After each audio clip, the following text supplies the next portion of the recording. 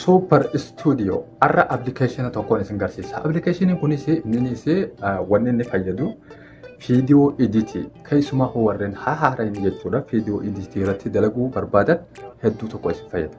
Akka KiMaster'tti processii dheeraa hin qabu. Bifuma salphaatti hojjettanii irraa fayyadamuu dandeessan.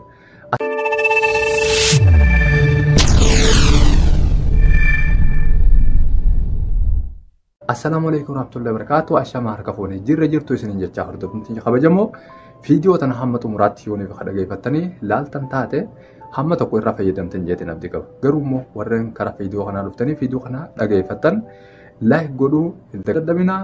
Warreen chaanala kanaaf haaraa taatan baga nagaan dhuftan isin jechaa chaanala kana like gootanii subscribe chaanala kana godhuudhaan maatii chaanala kanaa taa isin jechaadha.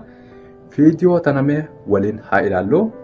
Super Studio hajuu kana application kun isa kana isa akkuma laaltanii gartan kana application kun isa kana akkamitti akka dalagu waliin ilaalla.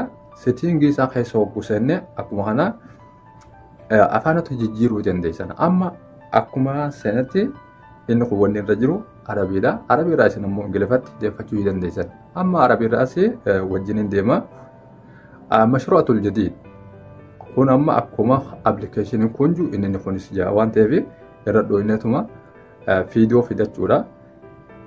Viidiyoo immoo tanuma isaaf jecha xiqqoo dalga tokko qabadheen isin garsiisa. Viidiyoo tan amma kalara sii duruutiin jijjiiree jira. Asii achi hin jijjiiree waan ta'eef viidiyoo kana dura wanni irra dalaynu maali? Sagalee viidiyoo kana dura sagalee eeggachuu qabna. Sagaleen akkamitti eegamtu kan jiru fakkeenyaaf sagalee kana hogguu irra dhooyne sagalee guddisuu fi xiqqeessuun nu harka jira waan ta'eef sagalee kana asii hanga dhibbaatti jiguunne dhibba lamaatti jiguunne garagalee sagaleen viidiyoon tun ammaan tana bifa kana sagaleensaa guddaa ta'ee jira. Sagalee biraa eega hunnee booda kalaroota kalara hogguudha inni mee kalarri isaa akkamitti akka ibsu waliin haa ilaallu. Bifuma sanii ammaasuu kalaraa waalamaan kanarratti hojjeta.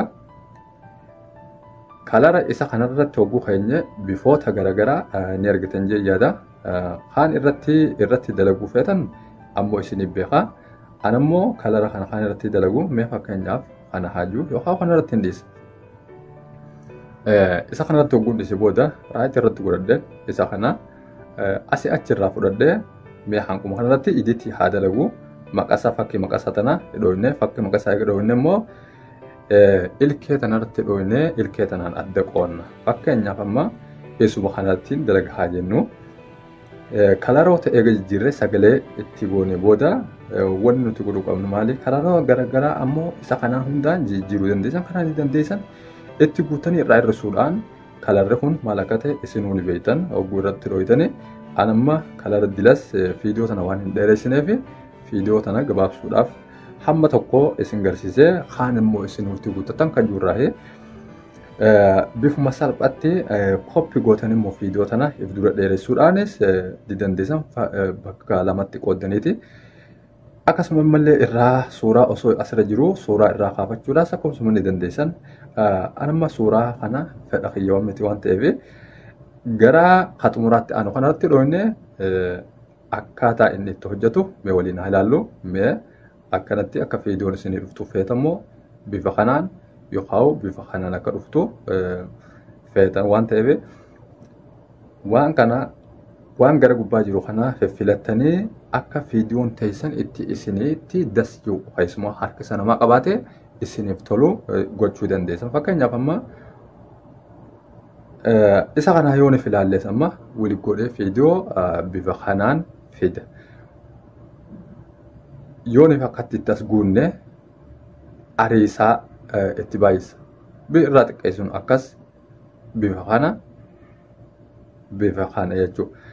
Isin harka keessanii xuxuquudhaan akka salphatti akka isaa bareechitanii bifa kana amma viidiyoo tana gabaabsuudhaaf amma prosesii kanarraa gara biraatti haa tarkaanfannu. Irratti barreessuu yoo ni fakkeetan taate amma naqsi bakka jettu tanarratti dhooytanii asirratti akkuma haani qalamoota garaagaraatiin irratti barreessitanii qalama kan immoo jijjiiruudhaan haaromsuu dandeessan.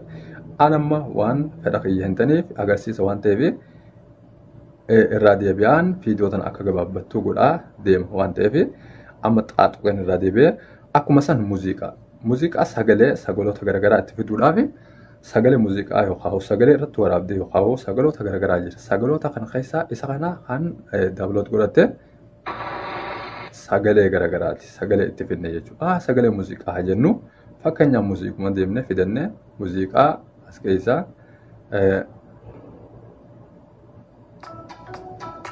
muuziqoota garaagaraa itti fiduu dandeenya jechuudha. Hordoftoota kabajamoo appilikeeshinii kana laaltanii immoo isin irraa fayyadamuu dandeessan. Ana immoo viidiyoo tana gabaabsuudhaaf jecha har'aaf asuma irratti hin dhaaba. Viidiyoo biraatiin hamma walitti deebinutti nagayaan.